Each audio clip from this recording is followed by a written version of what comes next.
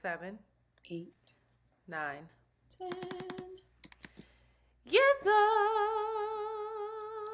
Hey, girl, hey. she's back, y'all. They were like, we like Mandy, but it's like, They liked it. one girl said that. They was like, this episode was dope. We do miss Shanti, but I said, heard you.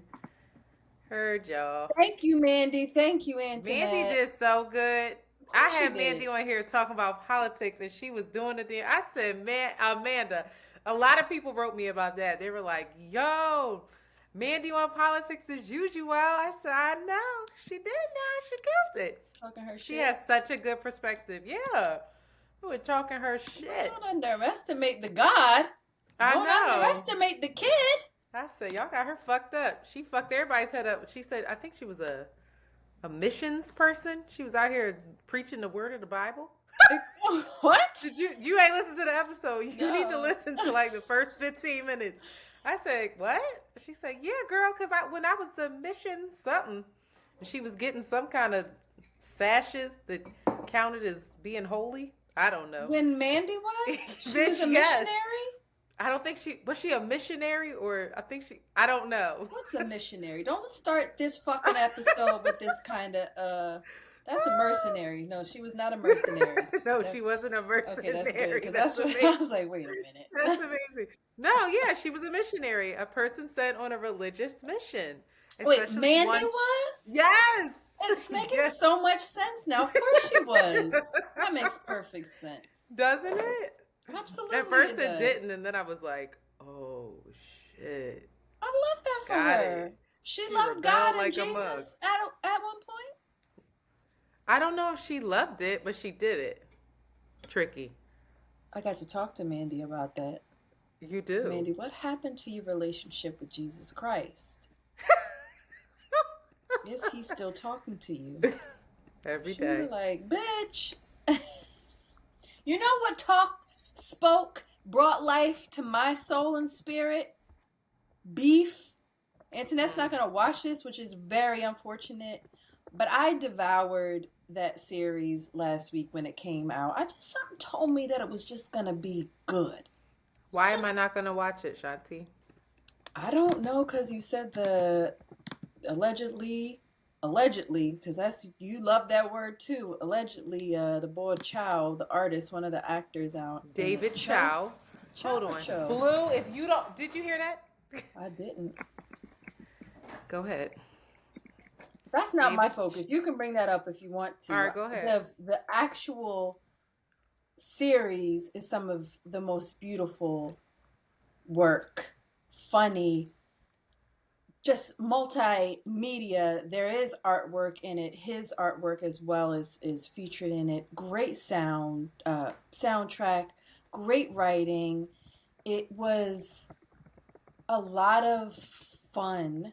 Not fun, but it hit me to see an all Asian cast. Like everybody was Asian except for she's not a villain, but like the AKA bad person in it, or the problematic person. They were all very problematic. That was another thing, that they were all very problematic, just bringing life, humanity to these Asian folks. It brought language and brought feelings up in me that I feel that it was really wonderful to see acted out and feeling really relatable. It's so good. And it came to me at a time where I'm feeling really nihilistic, feeling really hopeless in a lot of ways, feeling deeply flawed in a lot of ways. And to see that beautiful, beautiful story about humanity, about what it means to be good, about what it means to be bad. It's really interesting that David chose coming up with all of this stuff, with that being the theme of the series. Listen, I would say watch it. I hands down, it's just really good. And they have this, I forgot about this song, but they have a scene where Bjork song comes up, and what is the name of her song? I think it's Love is Everything. What the hell is this song? But it brought me back to this song that she has. Let me get the exact. Love is All Around. If you have never heard this song, I'm not going to give you guys the lyrics, but if you're in a space of like grief, if you're in a space of feeling a little hopeless, of feeling a little disappointed, if you're feeling lost, if you're feeling unrequited in a lot of ways, I suggest you go in a place where it's quiet or where you're walking, you have your headphones in, and you play this song because it's a beautiful, beautiful prayer and reminder. And you may not like Bjork. I personally think she's amazing, but I say tap into those lyrics and just let it sink in. And they played it in the song, and I was like, damn, I forgot this. Damn, this is timely. I love it. I'm curious, and I'm sad that you're not going to watch it, but I'm curious as to what other people thought about it. It requires, I think, a lot of a conversation. So if y'all listeners are out there, a lot of folks responded online.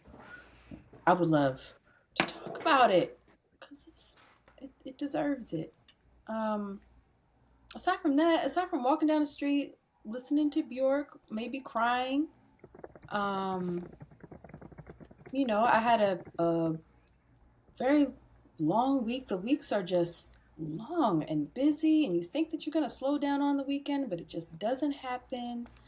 I wasn't able to record last week because something came up with a friend, and it was really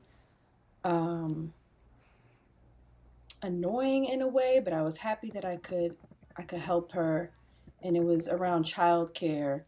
And kids always remind me, I feel like I haven't been around little kids in a really long time, but they're such a great reminder to kind of be present and to slow down. So although it was unexpected care that came on me, I was grateful for it. So I'm just sitting and feeling grateful. I'm sitting and feeling, trying to again hold the duality of feeling sad at moments, feeling again disappointed around things, but also really, really grateful for my life, feeling grateful for the opportunities that come up, and yeah, just trying to hold that without swaying either way. But that's what's going on over here, y'all. Listen to that song. Watch that show. How are you? I feel like I was in a really great place when I recorded with Mandy. Today was a very hard day. I'm trying not to let it be what my narrative is, but today was a very hard day. And full disclosure, it's been very hard recently. There's a lot of things that I'm juggling. And then there's just a lot of stuff going on at home with parents and all kinds of stuff. So just trying to manage those things and be there for folks while also maintaining boundaries and being honest about what my capacity is and isn't. And it's really hard. That's always something really hard for me to navigate in terms of like the people that I love. How much can I show up for them before it depletes me? And they've showed up for me in ways where it's probably depleted them, so I should return the favor, and it's just this vicious cycle. So that's been a lot. And yeah, today I was really overwhelmed, and I even took an edible, so get ready, it's about to get tricky. I took an edible because my nervous system was like shot from just my day at work. I had a lot of calls with upper management, with HR, with all kinds of stuff. Not that I'm in any trouble, but a lot of let me pick your brain calls. How can we fix this calls? We want to check in with you and make sure you're not leaving calls. And Dope. it's a result of a really unsustainable workload. Um, yeah, and I'm being very vocal and clear that it's unsustainable, but it's sustaining. It's unsustainable, but the shit keep on coming now. Mm. And like Mm-hmm. I had a hard stop. I have a hard stop every Wednesday. We'll change it to Thursday since we're changing recording days on my computer, and they just doesn't matter. Book right over it. It's like, and then the person that I work with, I looked up and they were offline, so this literally wasn't going to get done unless I handled it. So here we are. That's kind of what's been happening, and in my mind, I'm giving it a couple weeks to subside until I'm like, no, I'm logging off. If you don't have what you need, sorry. And then Mm-hmm. just dealing with those consequences, Mm-hmm. whatever they may be. I don't know, but it's been difficult, and it's back to not getting up early, not Mm. taking the cold shower. Not Now going that for can't the afford walk. therapy is out. Yeah, no, hell no. Mm. Now that can't afford therapy is out. It's like I'm getting on social media right away in the morning to promote that.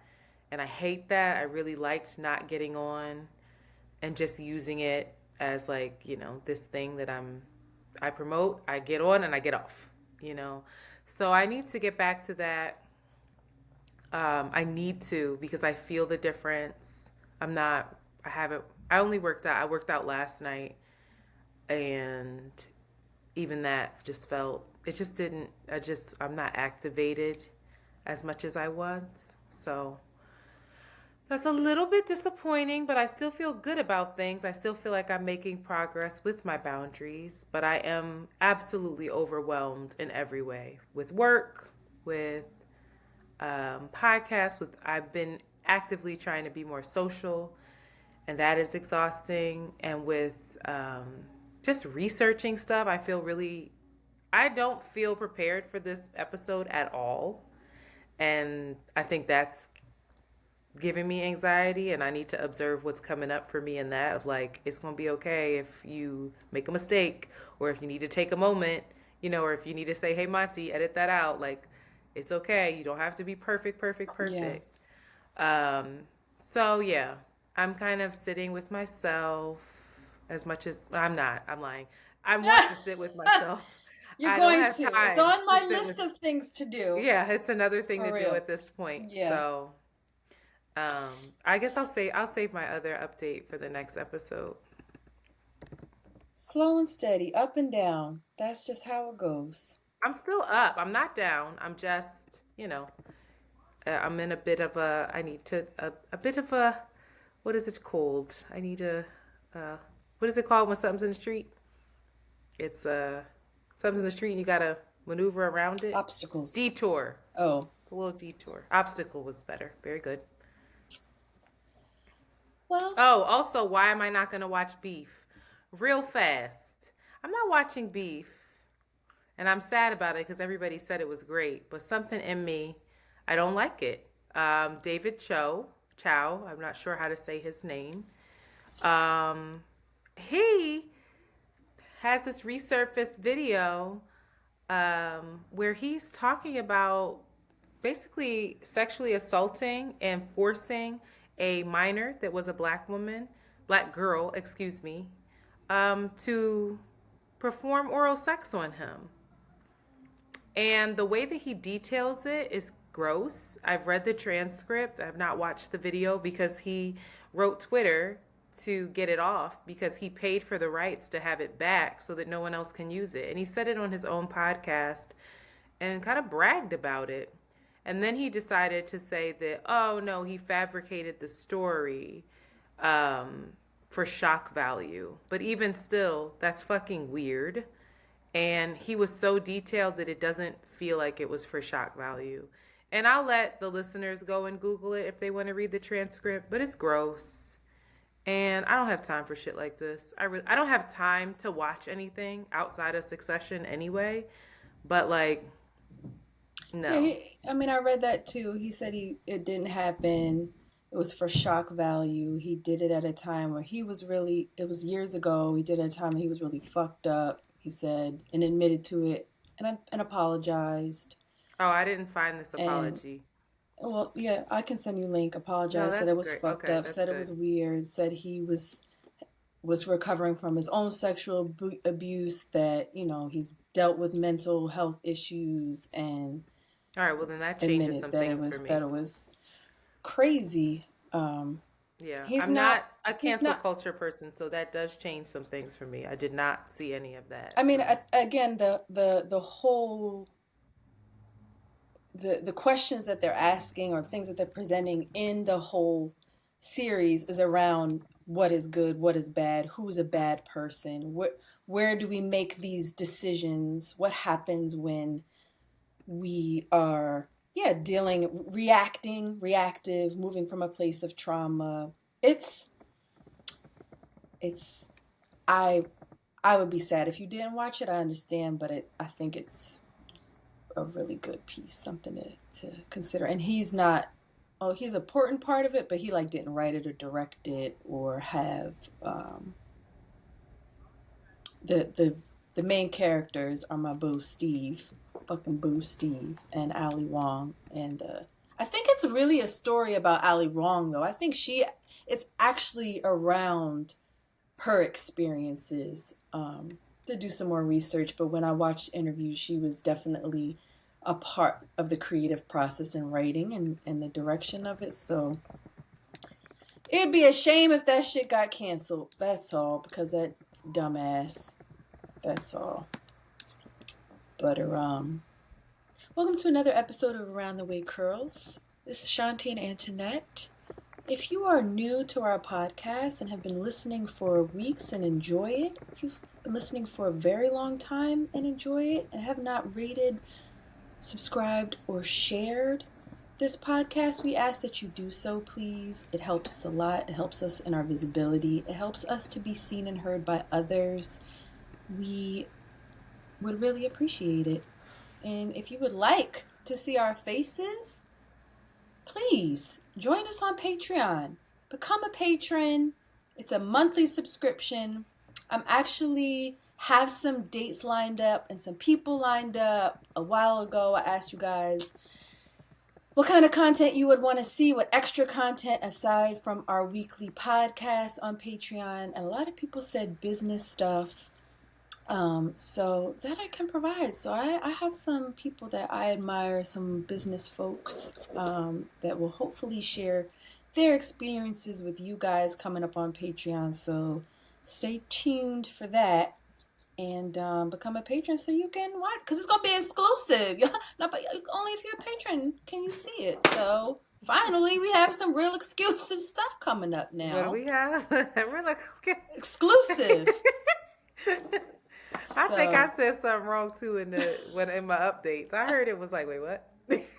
But I kept going. We're doing our best, okay? Slurring our words. Yes. So I'm going to take a break and see you on the flip side of this advertisement. Goodbye now.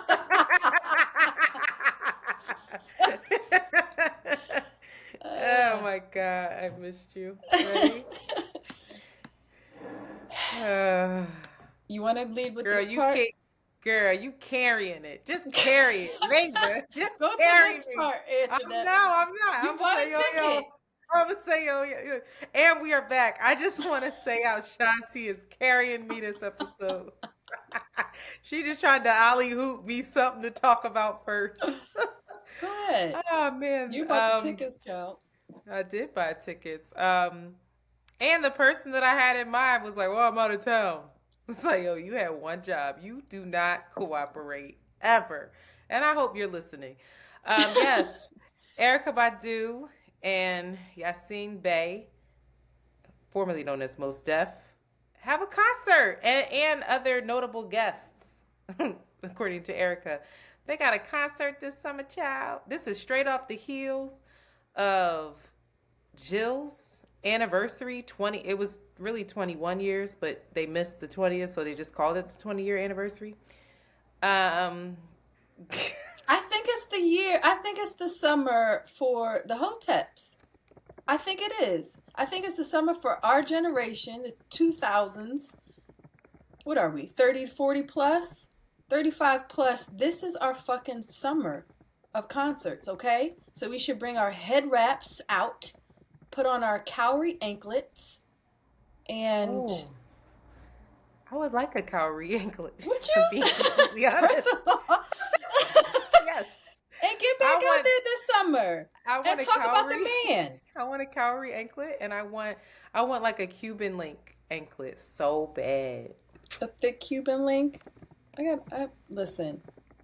I'm here for it. The Roots lineup, Philadelphia Roots concert is lined up. Listen, it's Lauryn Hill. It's all them niggas. It's all the hoteps. It's going to be a lot of probably lots of what's the called grimacing on the stage. There's going to be lots of comments and ideas that we may not actually align with, but we're going to support. Stop. You don't know that. Dave Chappelle's going to be there. Lauryn Hill's headlining. Diddy and the Roots. Child. I want to see Diddy and State Prop. State Property. Saucy. State Property reunion? I'm hyped. City Girls, which is I don't care. interesting. Listen, Have you seen them live? I like those girls. I know I you really do. You do. saw Carisha's new... She looks fabulous. She is my looks godmama amazing say. in that magazine spread. State What was it? Property? Are you fucking kidding me? Young Guns, Beanie Siegel, Freeway, Petey. They bring a Petey out? Wow. That's going to be Isley Brothers. I'm telling you, we better bring our fucking sage and our marijuana, our problematic thoughts around homosexuals and the feminization of men and have a good old time because it's hotep season, you understand? This is the hotep summertime. It's our time. Our time to shine, kids. Brittany Griner, I think this is very exciting. Shout out to Brittany. I hope she makes a lot of money from this. Is working on her memoir about her Russian captivity and the unfathomable experience that she had. It's coming out spring 2024. She must have started writing that joint while she was locked up because that's around the corner. Up, please. I First think of all, she was. Most people have someone else write it. They dictate it, She and probably someone else she was write. probably scribbling some shit down in No, there. Like, I was born in Everybody 1982. Everybody needs to cancel Shanti. Dead ass. Get her out of here. She playing. That lady ain't been home but for 5 minutes. And you already making I'm fun happy of her. for her. I'm not making fun of her. She got her shit about to drop 2024. That's You give around the good corner. shade because you give shade that people will still like you. You're so fucking endearing and sweet and funny. Shout and out quirky. to Brittany. Brittany looks good too. Brittany out here. I love it. Have you ever watched, this is not on here, but have you ever watched Sex Diaries on HBO? Shanti, I don't have any time. Again, I'm going to repeat this. I don't have any time. I'm not talking about to currently. watch In the anything past. else. No, you could've I watched. never do. I don't. Succession, Game of Thrones, that's it. Snowfall. Well, sometimes. if anybody's watched that was a really, I'm going to bring it up on another podcast because people are really out here living interesting lives and it's really well done. I really enjoyed it and I think it was only one season and I want them to bring it back, but y'all should check that out as well on HBO. Oh boy, I don't want to talk about any of this for real. I don't. All right. It's really. Are we going to talk about Succession? Do you take it off of here? I did take it off there because I feel like we talked about it already On the phone? last night. Mm-hmm. Wow, I love you. Shanti said nothing inauthentic. If we already spoke I about it don't in know how to- private, it ain't going on this fucking... And I said last night, we got to stop because we're potting. So you really don't want to talk... Succession is all I know. What you want to say? Go ahead. You lead the way with how you feel about Succession. All right, what time is it? Monty, this is where we need you to come in and tell people what time to skip forward to if they have not watched Succession, because This is heavy spoiler alerts. Around the Way Curls community, heavy spoiler alerts. Monty, tell the people where to forward to. Okay, Succession. Succession is the best thing on television right now. And I know I don't watch a lot of TV, so that's very presumptuous of me to say, but I feel that I am right. This show is brilliant. It is absolutely brilliant. The character development is incredible. A lot of the character development is not on the page. Folks are picking up this amazing script and creating whole characters with whole backstories, full beings in real time, and having real relationships with one another on screen. It is, people call it like a dark, dramatic comedy. And I'm like, okay, that's it, I guess, but I don't know how to define it because it's absolutely a drama, but it's also so real and so compelling that it's so funny. It's so funny. And then there is so much comedy in it. It's not like you're going to be laughing out loud, but it's like you're just watching life on screen. I have to say, we have not talked about this. Logan dying off camera. This is the lead of your show. Dying off camera is brilliant. You did not see him die. He did not give a farewell speech. You didn't really even see his body.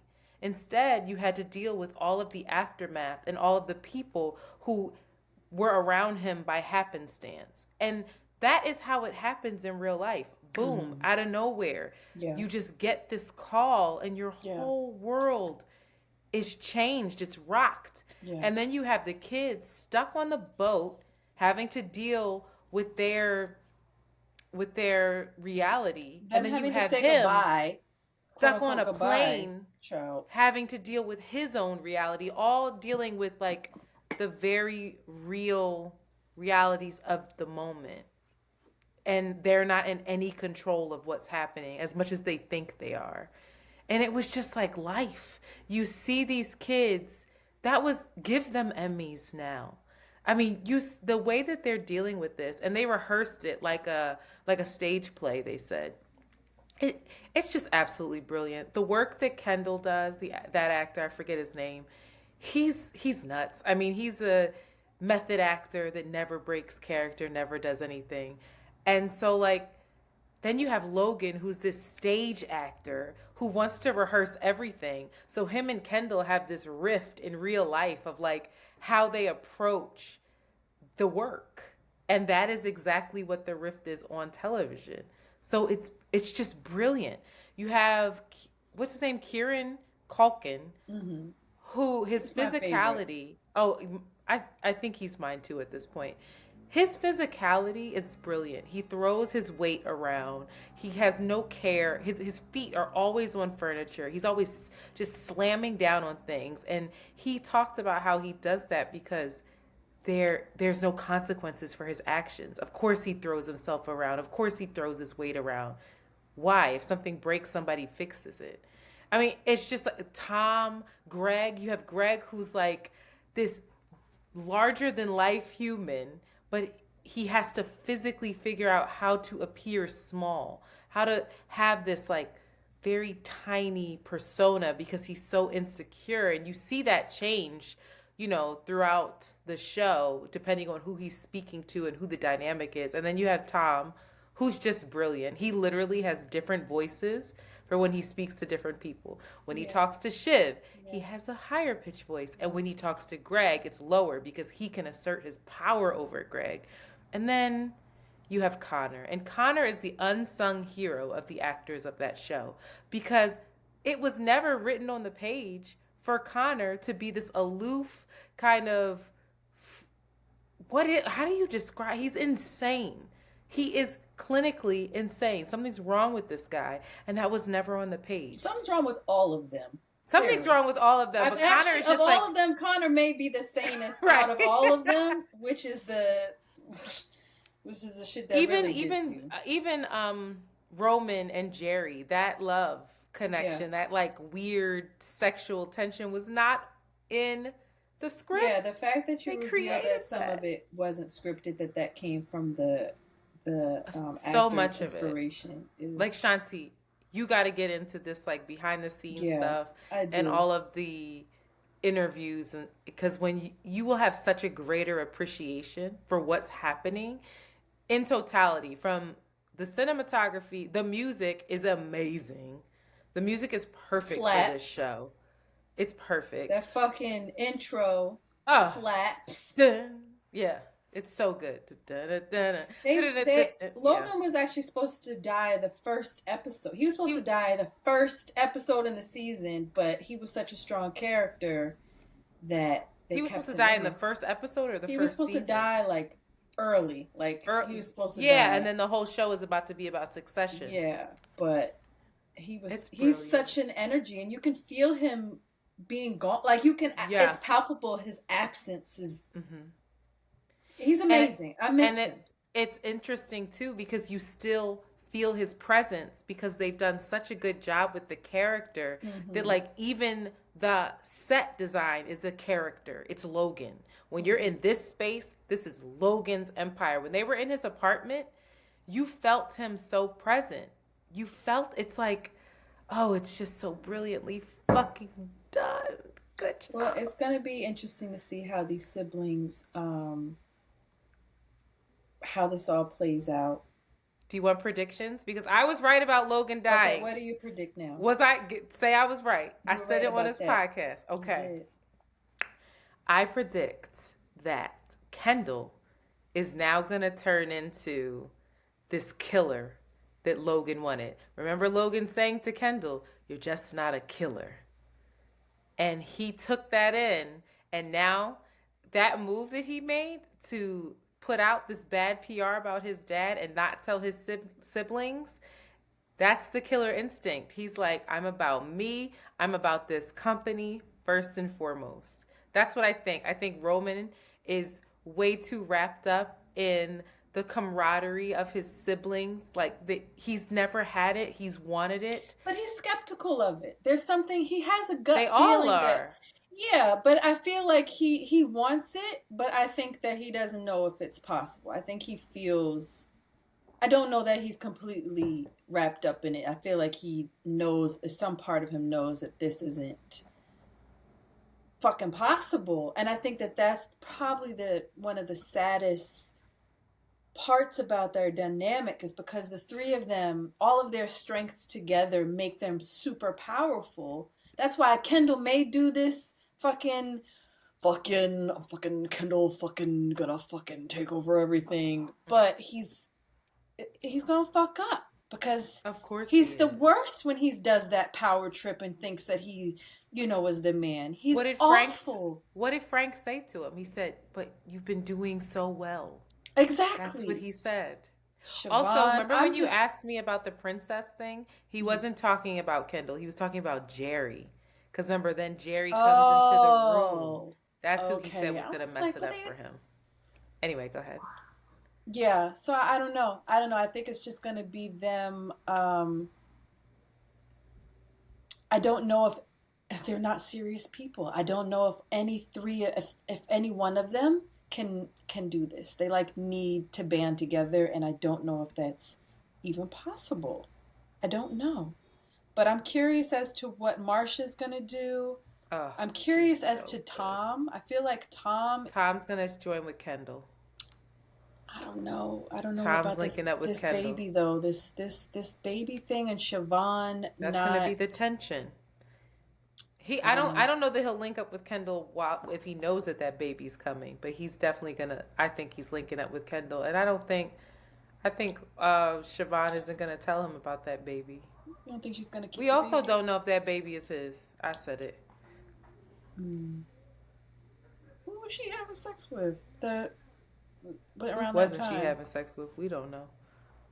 Anyway, shout out to the writers of Succession. Shout out to that. Shout out to TV series ending at a time not being carried on, just knowing when to end. And I hope that beef is done too. I hope there's no season 2 because there doesn't need to be. But shout out to that. Just good work by all of y'alls. All right, Monty, this is the time when you tell them.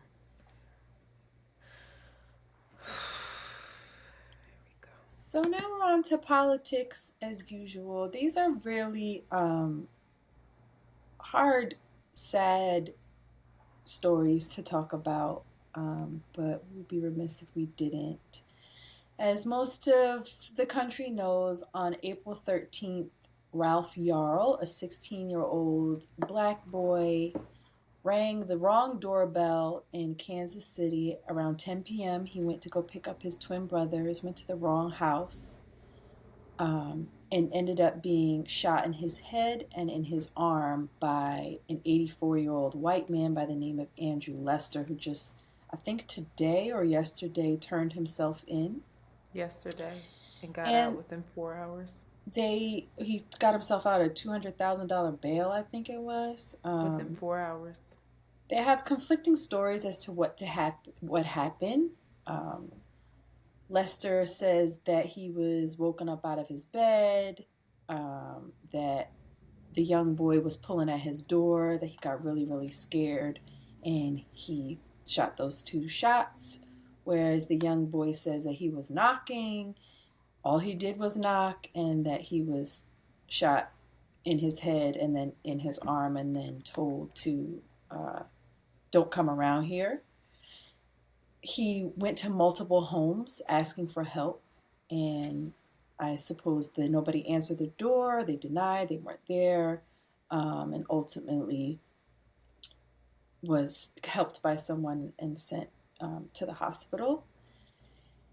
And a lot of folks, of course, are all upset, saying that it was, of course, related to race, and upset that Lester wasn't immediately charged.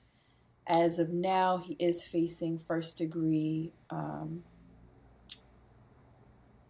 assault, as well as criminal armed action. He's, I suppose, trying to use the defense, and his attorney are trying to use the defense of stand your ground. I think the part that makes me weep around this is his mother, the young boy's mother, went on the news. Forgive me, I don't know exactly who she was talking to, but she was saying that, the boy is doing well physically and recovering, but that he's very quiet and that he doesn't talk often, and he's just buckets of tears are just streaming down his face, that he can't stop crying, and like the emotional trauma of it.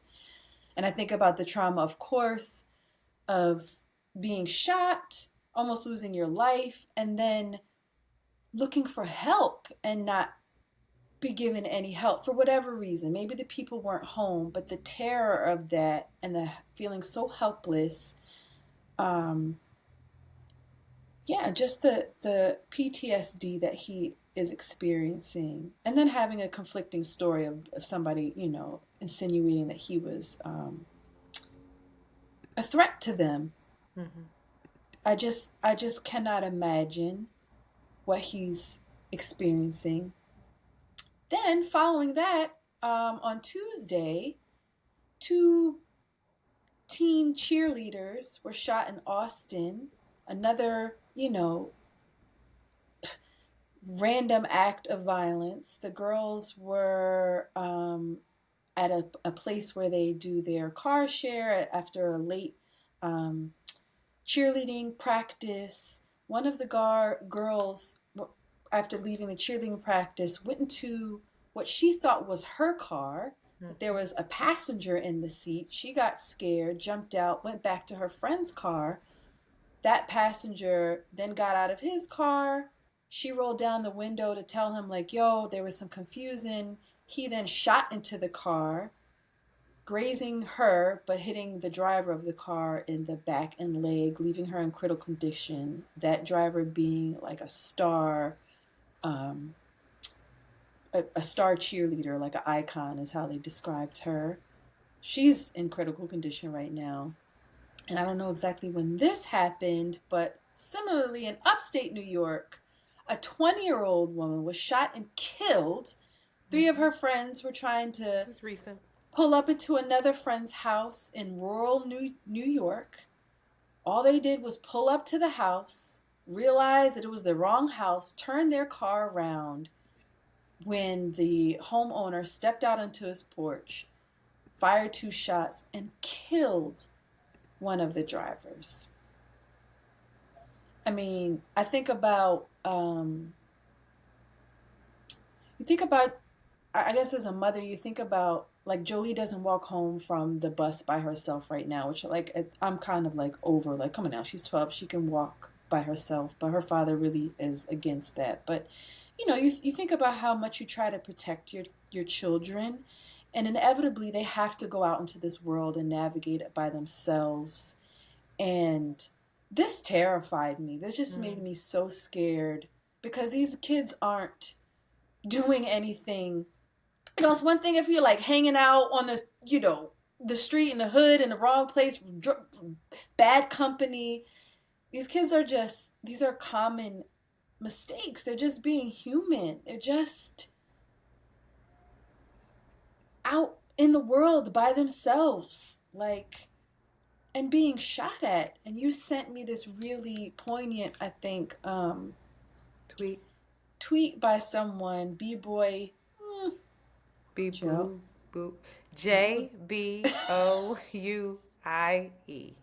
on Twitter. Child, bless his brilliant mind. I cannot say that name, but he wrote, I think our national experiment in freely giving deadly weapons to anyone who wants one and cultivating an atmosphere of paranoia and fear is going extremely well. Of course, he's, you know, being sarcastic or sardonic. Is that sardonic? Made that word up. Think it's right. Y'all will let us know. No, wait. But you're doing so well. That's unbelievable. So, grimly mocking or cynical. That's so good. You did it. I got nervous. Like, wait. The edible also hit. So keep going, please. I think that hits it on the head. This combination of paranoia, fear, and like this violence that is protected and upheld, and like, or this possibility of violence. Always. With guns, that's like people want to protect at all costs. That's like ingrained in America is like your right to bear arms, mixed with paranoia and fear feels like, oh yes, this is the root that has to be like pulled up, which is just, what the fuck is wrong with them? Why would you go and shoot out of your, why would you do that? Why are you so scared? Oh. It's getting crazy over here. Is everything okay? It's getting wild on these streets. These dogs is out here. I'm sorry. I thought I was hearing things. I was like, wait. It's a werewolf of my community. I was like, wait. Something just changed. No. And I don't mean to laugh at this at all, because none of this is, I'm not laughing at this at all. There were literally howling wolves in the background of Shanti's audio. It was adding to the ominous vibe. Yeah. Listen, I sent you that tweet because it does sum it up perfectly. It's also coupled with ignorance. It's coupled with, I don't know you, so I should fear you. Obviously, the situation with Brother Ralph Yarl in Kansas has racial overtones. I mean, there's no way that guy shoots a white woman at his door. I will never believe it. I won't. It's a 16-year-old kid. And his mom, bless her heart, when she was speaking about this, she was kind of casual in a way where I felt like, oh my, like she's traumatized by this, or either that or used to it. And it made me really sad. She was like stoic. I don't know. Maybe I'm so grateful that young boy is alive, because that would have just been devastating. I hope that he is able to work.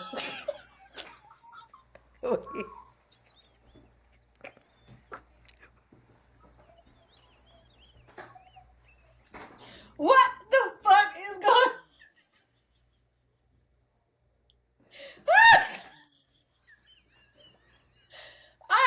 apologize. This is terrible. And Monty, you have to cut this out because it's not right. And it's not a reflection. But the way this terrible. I was going.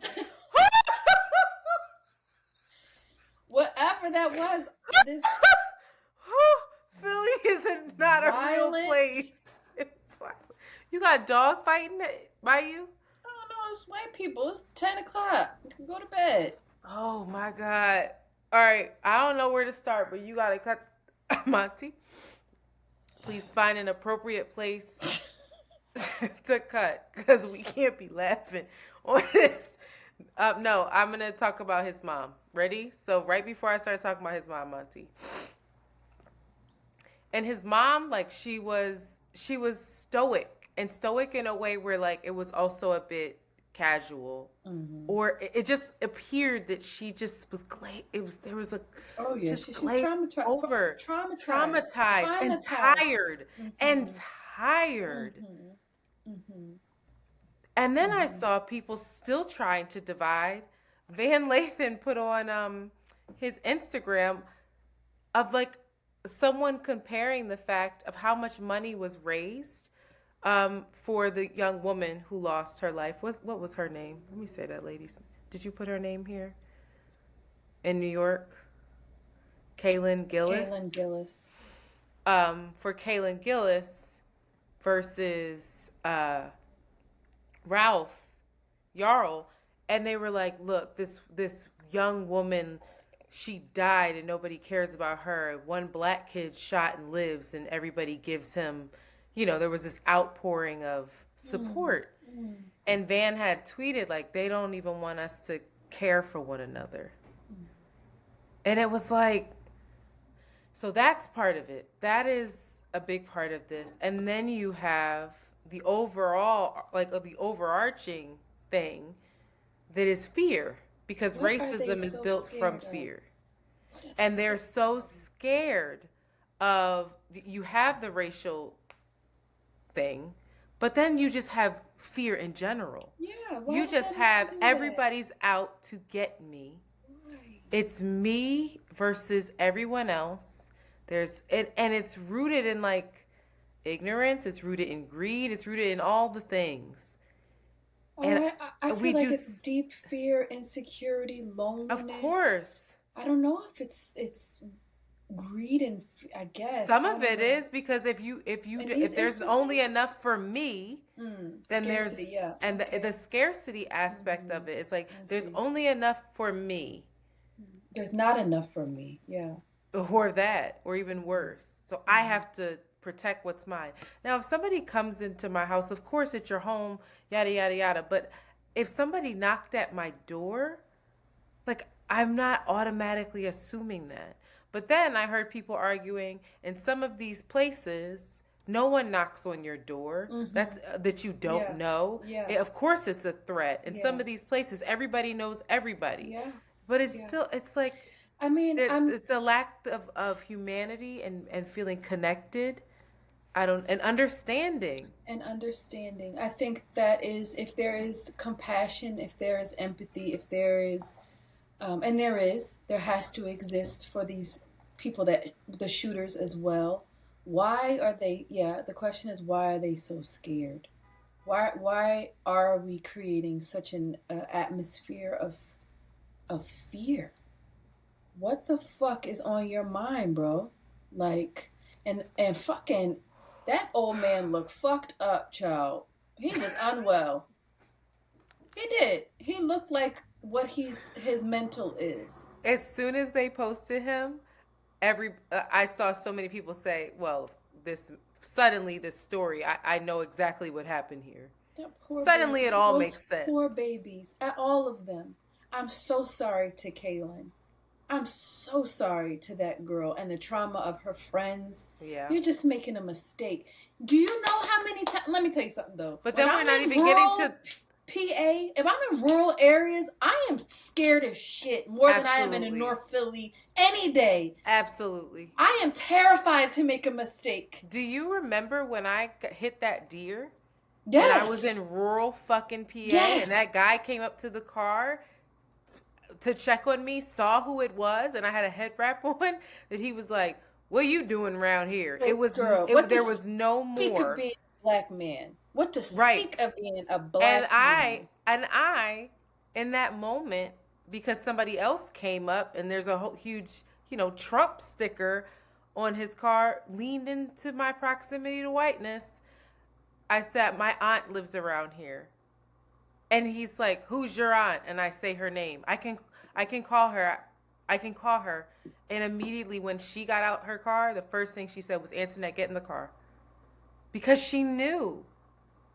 She knew. And it's like that shit, yo, it's so deeply rooted, that fear.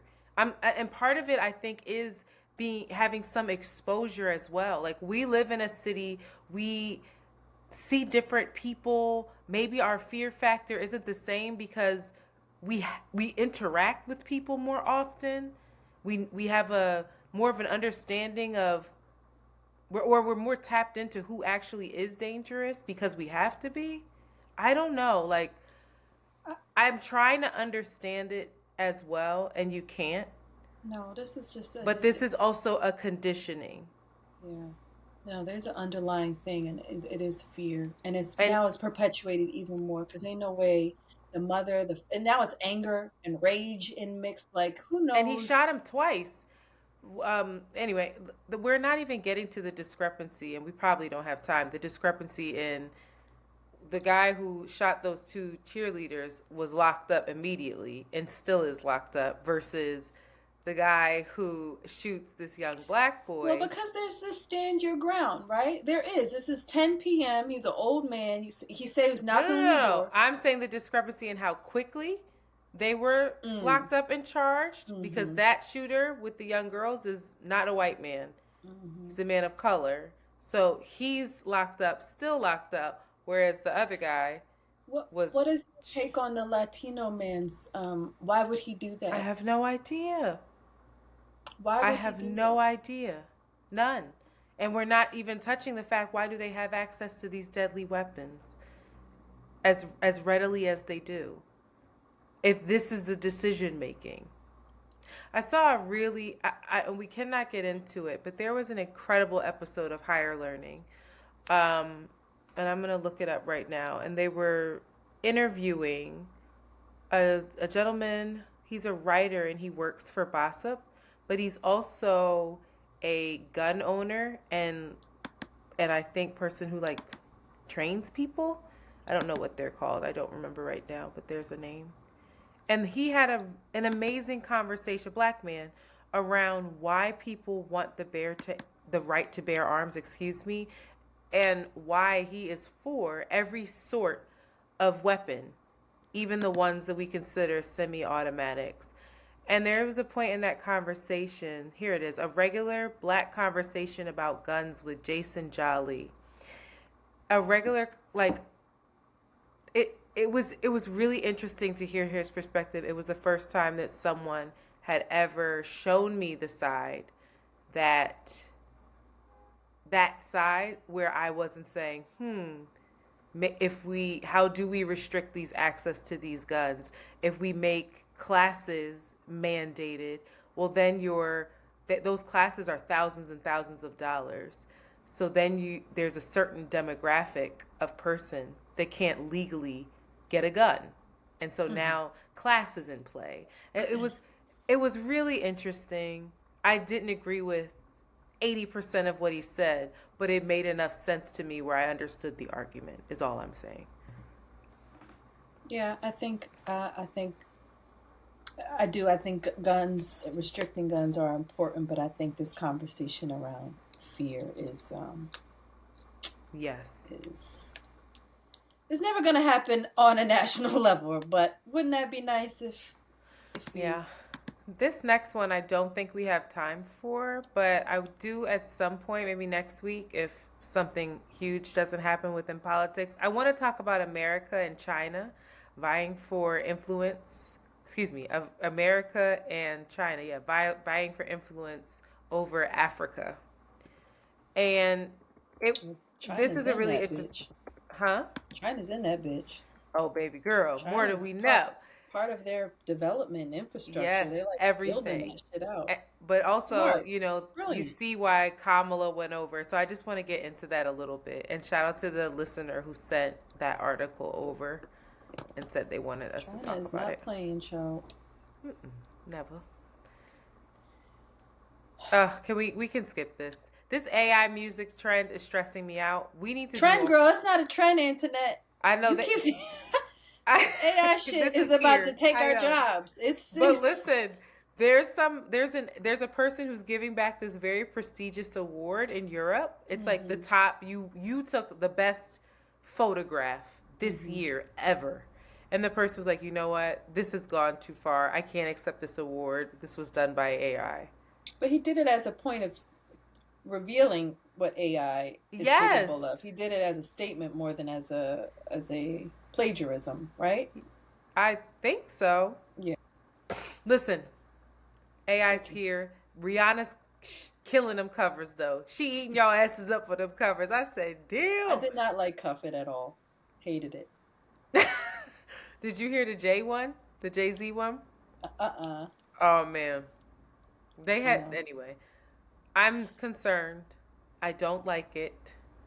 And this terrifies me. Also, these new robot dogs in New York, we need to talk about that too. We need to have a whole episode on AI and Have robots. you ever seen Black Mirror with those dogs in it? No. Oh my God, Antoinette. Oh my God. Send me that one episode. I watched it. It's going to make you really upset. All I got to say is Black Mirror with those same fucking robot dogs, child. Mm-mm. Anyway. Yeah, that sounds terrible. Whole episode coming up. Jonathan. Our boy Jonathan is... Not our boy. I jumped ship after this latest. In the world. Recently, Jonathan Majors, he was dropped from his management company, Entertainment 360, as well as his PR firm, as well as his partnership with Valentino. And he was also asked politely by Hollywood to not attend the Met this year. It's just not a good look. Jonathan is preparing for a May 8th court appearance on his domestic violence charges. And girl, the plot motherfucking thickens. Apparently, multiple alleged abuse victims are coming forward, and they are cooperating with the Manhattan District Attorney's Office. The prospect of more women waiting in the wings could mark a dramatic turn in the case and comes on the heels of Major's major losses this week as his reputation slowly dies in the public eye. But Disney has yet to say anything, child.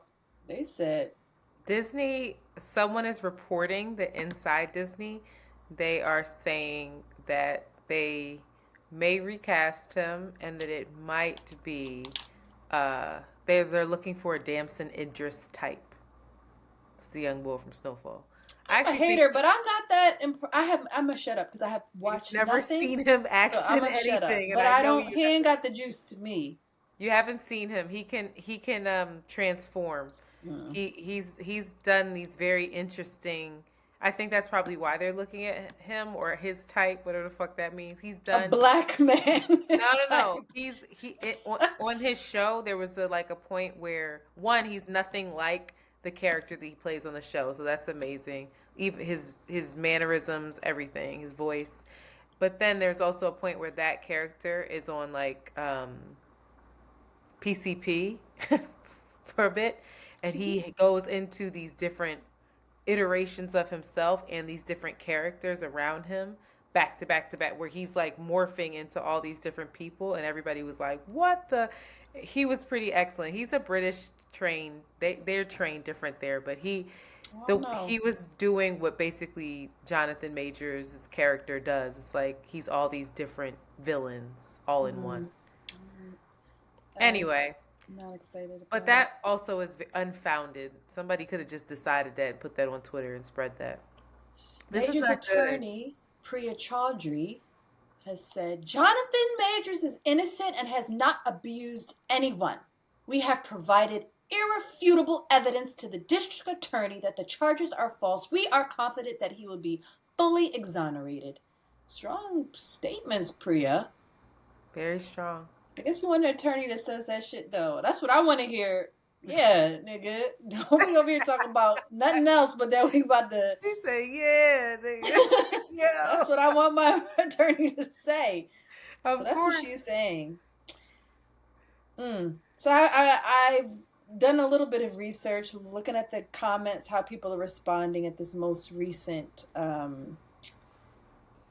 development about multiple alleged abuse victims, which I have heard from the streets. You know, the streets have been talking that there were more that were going to come out the woodwork. So this is very interesting that the next day here we both heard from them streets. Child. So lots of niggas is like, nah, he innocent until proven guilty. What happened to that? All of a sudden, you know, we just gonna count this man out, believe these women. When do we believe women? And then everybody else is like, nah, he's done. All I had to hear was one time, short-lived, bye. That's a shame. Really was rooting for you. How do you feel, Antoinette? How do I feel? I feel like I'm ready to jump ship. I feel that way not because of, I feel that way, I will say that someone I personally know let me know that this was probably going to happen. And I was like, oh, damn. Somebody that just random girl that I know who has seen it, some interesting behavior. So I heard that, was like, oh, well, damn. And I'm still sad. I'm really disappointed. I'm really disappointed. Yeah. I'm also sitting with how a part of me is ready for redemption or ready for him. Like, I'm like, damn, this is so, you know. I'm still hoping it's false. That shit. I know, there's still this thing in me. It's like, but still maybe. But even if it is true, is there no redemption for him? Let me just go down a list. Wait. Only if he admits it. Mike Tyson has fucked up in his life. Mike Tyson admits every bit of it and has worked to be something else.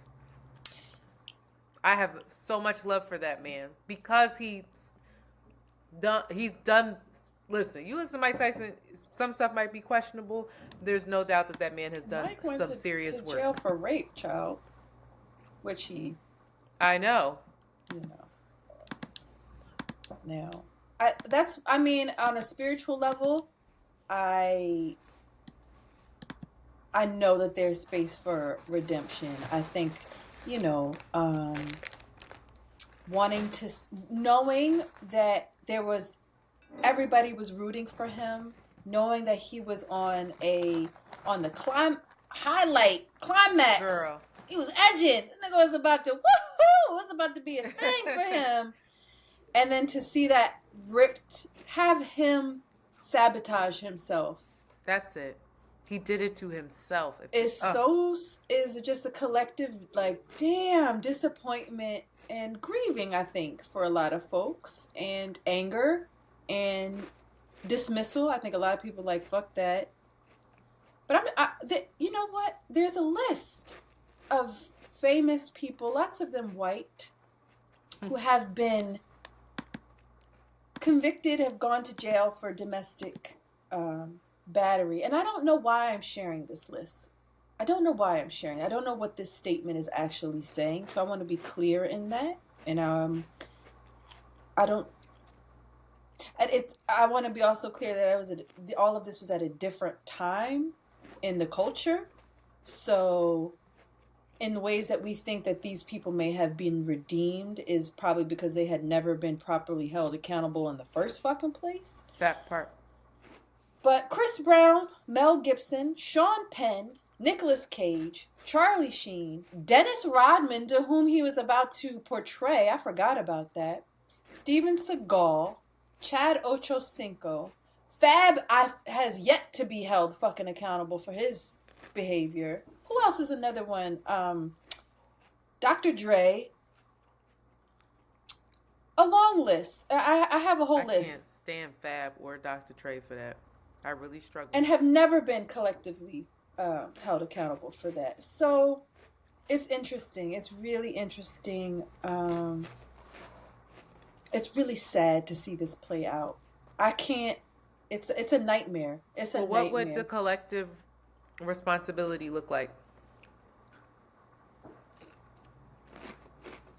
I mean, I think dismissing anybody, even going back to David Cho, I think the collective dismissing of anybody, I don't know, again, if we've talked about this over and over, if the culture, if we as individuals are ever ready to do that work of collectively forgiving or allowing for a space of redemption. I think we always think the case is closed of like, oh, you did a thing, that's your punishment, boom, bang, we all feel good about it. What does it look like? How do you figure it out? What are I those think steps that look I like? think the conversation is that there is space for redemption in the first place. You made an error, you made a mistake, and you can recover, and the goal is for your recovery. And I don't think that that's ever what we want to see from people that we prove that are proven guilty about things. It's like, oh, you have to pay.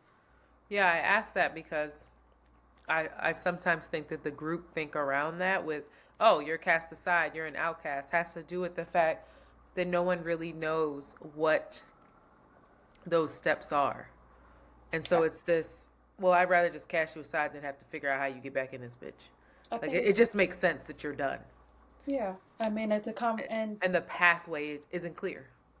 Maybe just the idea of like you made a mistake, but you can be redeemed. Like, what happened? Are you okay? What's good with you, bro? What happened?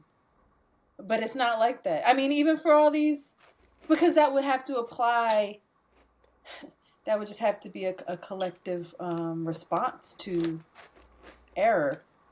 But I don't know if we're ready for that. I don't know if I'm ready for that in a lot of ways, child. It's just easier to be like, oh, you're bad. Bye. Right. You lay in the bed you slept in. You figure that out yourself. That's your own spiritual journey. We don't have anything to do with that. I feel really sad and sorry for him. I also feel sad and sorry for whatever Jamie Foxx is going through. What the fuck is going on with Jamie Foxx? Nobody knows. And I don't like this. Some people are saying that they think he suffered from a stroke, but he's asked for, the family rather has asked for privacy. But it's interesting that there's no statements from Jamie himself. It's just that one statement from his daughter saying that she needs prayers for him. So that makes me think that he is not speaking at the moment. Because I would think that he would say, thank you so much. Continued prayers for me. Appreciate you. I don't know why I feel so upset by this. Because I don't think about really Jamie Foxx. I don't be thinking about him though. Like when Jamie comes up, I'll be like, oh, but it's somebody's baby, and it's somebody who's a star and a human that he's beloved. I didn't know I loved him. I didn't know he was that beloved to me. I love Jamie. I don't like this. Please. And he's too young. He's too young and talented and works so hard. Yes. Oh no, I don't like it. Also, like seemingly happy and goofy and living his best life. Like always had. How many times is Antoinette gonna say Van Lathan? Girl. Girl. But I saw this too because it was beautiful. I saw someone. You got time to be listening and watching that show. Listen, he didn't do it on the show. I saw it on someone's stories. Somebody else had taken a picture. I think the Shade Room picked it up. I don't know. I saw it somewhere. And it was like, name tell me a good story about Jamie Foxx. And it was and he was like, start the thread. And it was a thread long of all these people saying like, oh, he found out I was celebrating my birthday at the same spot he was, and my name was Jamie. He paid X amount of dollars. Da da da. Somebody else is saying, oh, he came in really late to my restaurant, but he paid the entire kitchen staff, wait service. Da da. Just him doing a bunch of nice shit for people. It was beautiful. The thread was beautiful. No one had anything bad to say. That doesn't make sense. Those people are supposed to live. Now, and I pray he does. I'm hoping that he, maybe had a stroke and is recovering. He's just got a journey ahead of him, Ciao. I don't want the latter. Well, is that the end of the episode, or do we want to end with this here? I didn't put this on here, Crazy Vicky. But do we want to end with this? Sure. I was surprised to find out that Monique is gay. I was delighted. She said that. Yes, she did. She said she was gay, or she said that she was queer or bi. Queer and gay are the same things. You know that, right? No. Queer and gay are the same things. Lesbian is specific. Lesbian is I only like. Wait, why can't men have something that's specific to them? I only like men. I think gay is for men. Is gay for men? Yeah, Shanti. Girl, no. I think you're wrong. I grew up my whole life like you gay, and that's for both men and women. You gay. No. Use especially of a man. Yes. But gay or romantically attracted exclusively to a people of one's own sex or gender, used especially of a man, but not specifically just for him. Okay, continue. So she could say I'm gay. She queer and gay, but she's not a lesbian. But she's bisexual. Gay would imply that if she's a woman saying it, gay would imply that she's only gay for women. But she's just queer. We gotta shut the fuck up. Can somebody that's gay or queer or a lesbian please let us know what the proper thing is? Because I swear to God, like I said, my whole childhood, you gay. You just learned all of this shit. All right, I apologize. No. I'm only joking. I'm joking, but still confused right here. Anyway, she went on her Netflix special. She said she was talking about her relationship with her grandmother, who was homophobic, religious woman, not accepting of her. I guess that was Monique's aunt and the grandmother's daughter. So she had this narrative and this understanding immediately that she couldn't be her fullest self, so she hid it. She said, I promised that I would never tell anyone, that I would take that to my grave, because I saw how they treated the people in my family with that disease, quote unquote, because they made us believe that it was disease, right? But she just shared that she found unconditional acceptance from her husband of 17 years. Shout out to Sydney Hicks. And she said to him, Daddy, I want to be with another woman sexually. And she said he looked at her and said, bitch, me too. She said he looked at me so beautifully and so patient and so loving and said, bitch, me too. So shout out to her, because I feel like that's a big thing for that generation to come out and share their queerness at their big age, at their late age, and kind of unravel some of the feelings that they had to suppress for so long and weren't given the chance to explore. So shout out to all the old heads doing gay shit. I love that for y'all. I do. And we're just getting freer and freer, child. Antoinette is high, because this is not that funny. She's high. She took an edible, and I'm so happy that you have this laughter after having a rough day. So no, you don't hear yourself. You sound like the raggedy ass kids in Philly. In Philly, that's how I used to say. That's why I'm laughing. It was like, shout out to the people who gay. Like gay, you gay. It's terrible and traumatizing. I apologize to those that are triggered, but my conditioning is condition, and that's it's terrible. But that was but we weren't terrible. even using the word right. Like that's how dumb. I can't stand us. We weren't. No, it's terrible.